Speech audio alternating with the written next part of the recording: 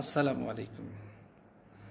আগামী দিনগুলোতে চাকরির পরীক্ষা সহ সকল প্রতিযোগিতামূলক পরীক্ষার জন্য খুবই গুরুত্বপূর্ণ একটি প্রশ্ন নিয়ে কথা বলছি। প্রশ্নটি হচ্ছে, স্বাধীন বাংলাদেশের প্রথম নির্বাসিত কবির নাম কি? উত্তরটি হচ্ছে দাউদ হায়দার। এটি সাধারণ জ্ঞান, একই সাথে বাংলা প্রথম পত্রের প্রশ্ন হিসাবে নিতে পারেন। তথ্যটি এই জন্যই গুরুত্বপূর্ণ হয়েছে, একই সাথে একটি শোক সংবাদ দিচ্ছি।